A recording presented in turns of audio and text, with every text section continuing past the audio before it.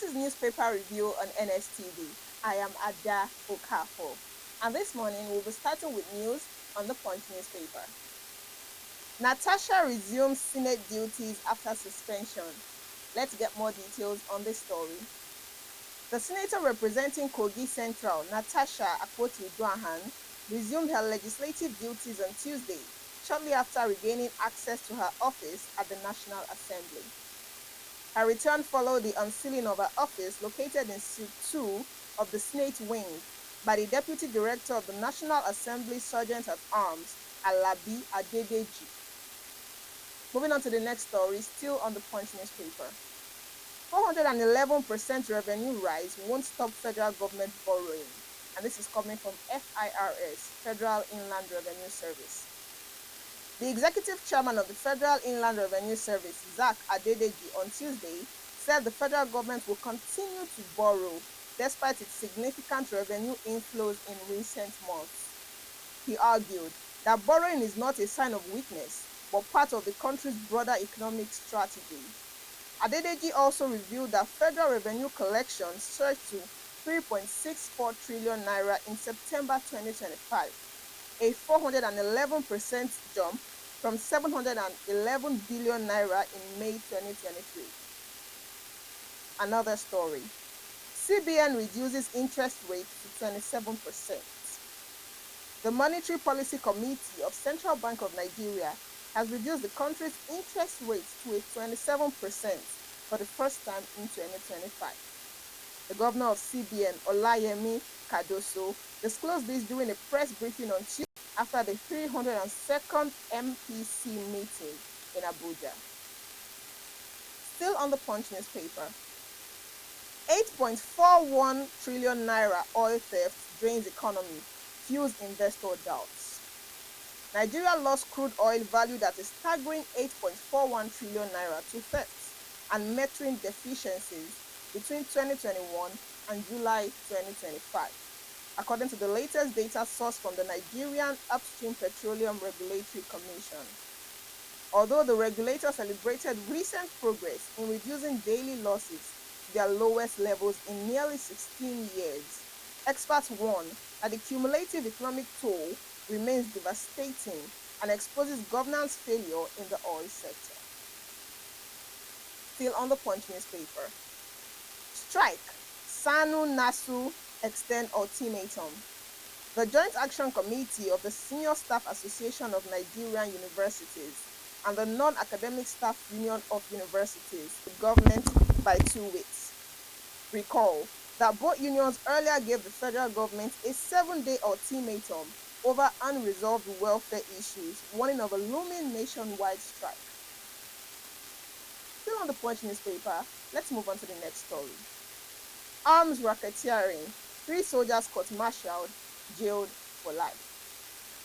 A Nigerian Army Special Court-Martial has sentenced 3 soldiers to life imprisonment for illegal arms trafficking and aiding and abetting the enemy. In a statement on Tuesday, the 7th Division's Acting Deputy Director, Army Public Relations, Lieutenant Colonel Haruna Sani, said another soldier bagged the 15-year jail term. He said the 4 soldiers were found guilty of stealing and selling military-grade weapons and ammunition, with some items allegedly smuggled across state lines hidden in bags of food. Now we move on to the next newspaper for today, which is the Vanguard newspaper. New Pengassan kick against federal government's planned sale of oil, gas assets. Let's get more details on the story. The Petroleum and Natural Gas Senior Staff Association of Nigeria, known as Pengassan, and the Nigeria Union of Petroleum and Natural Gas Workers, known as NUPENG, on Tuesday rejected alleged plans by the federal government to divert significant stakes in joint venture JV assets managed by the Nigerian National Petroleum Company Limited, NNPCL.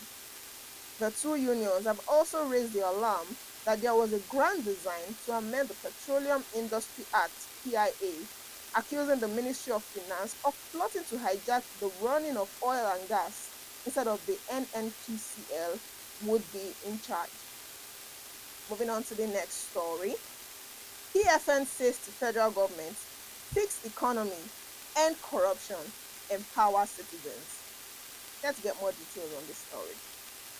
As Nigeria prepares to mark its 65th independence anniversary, the Pentecostal Fellowship of Nigeria (PFN) yesterday asked the federal government and state governments to take urgent steps to fix the economy, end corruption, and empower citizens to live with dignity rather than dependence. It also called for full independence of the Independent National Electoral Commission (INEC) as a critical step toward credible elections in Nigeria. Still on the Vanguard newspaper, Tinubu Atiku in fierce battle for Buhari's northern bloc.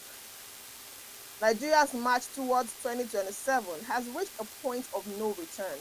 Quiet realignments have burst into bold declarations of loyalty, and long-standing alliances are now being tested in dramatic fashion.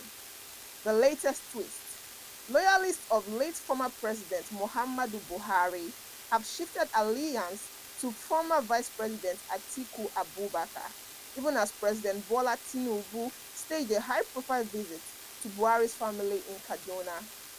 The stakes could no longer be higher. This is no longer about personalities alone. It is about who truly inherits Buhari's political bloc. To get more details on this, you can check out the Vanguard newspaper. Moving on to the next story.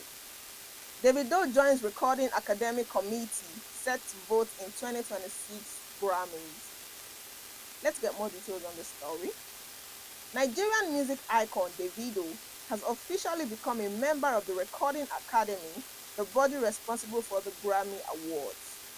As a voting member, the Afrobeat superstar will now play a role in shaping the outcome of music's most prestigious honors. Describing the milestone, Davido called it a game changer.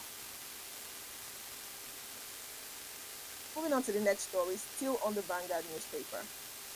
Nursing mom abducted, 3 soldiers jailed for selling arms to terrorists.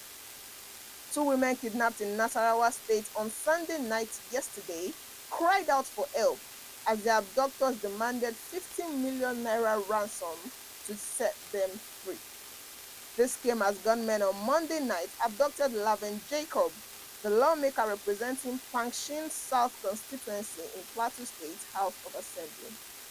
This is even as a special court-martial of the Nigerian Army yesterday convicted 4 soldiers for illegal arm trading and aiding terrorists in the northeast. Still on the Vanguard newspaper. 14 banks fully met new capital requirements, and this is coming from Cardoso.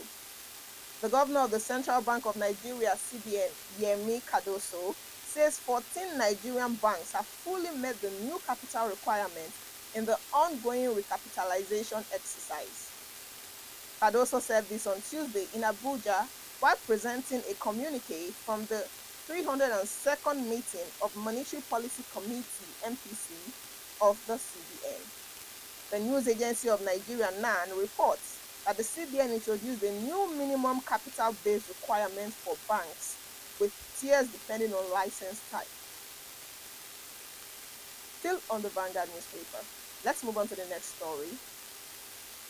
Senate unseals Natasha's office, grants her access into National Assembly premises.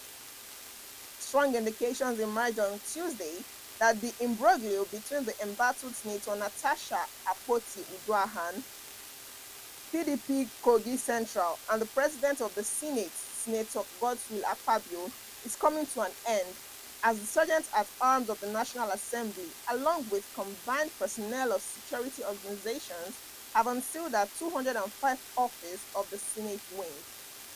With these developments, the National Assembly has now granted the suspended Senator Natasha Akpoti-Uduaghan access to her office and the National Assembly premises. Moving on to the next story. Tinubu seeks reform of global financial architecture to benefit Africa's minerals. Let's get some details on this. President Bola Tinubu has called for a complete overhaul of the global financial architecture governing Africa's mineral policies. Tinubu, represented by the Vice President Kashim Shettima, made the call at the second African Mineral Strategy Group high-level roundtable on critical minerals development in Africa. The news agency of Nigeria, NAN, reports that the event held on the margins of the 80th session of the United Nations General Assembly in New York City. Still on the Vanguard newspaper. Diri, Kuka, others fought Nigeria's federalism. Bayelsa State Governor Senator Duye Diri and the Catholic Bishop of Sokoto Diocese, Matthew Kuka, have identified ethnicity and disregard for the rule of law as key impediments to the practice of true federalism in Nigeria. They spoke on Tuesday at the third annual Memorial Public Lecture organized by the Nigeria Delta University, NDU, in collaboration with the state's Founding Fathers Forum in honor of Dr. Ayeba Kepreye Amba, held at the university's auditorium in southern Ijaw local government area. Governor Diri, represented by his deputy Senator Lawrence, argued that Nigeria has not practiced effective federalism since independence in 1960. He noted that nationalist leaders such as Dr. Nnamdi Azikiwe, Chief Obafemi Awolowo, and Sir Ahmadu Bello were more concerned with regional and ethnic interests than building true federalism. And this is how far we can go on this morning's edition of Newspaper Review on NSTV. Do follow us on all social media platforms on Facebook, Instagram, and TikTok at NSTV Lagos, and make sure to subscribe to our YouTube channel at NSTV Lagos. Till I come your way again, stay safe.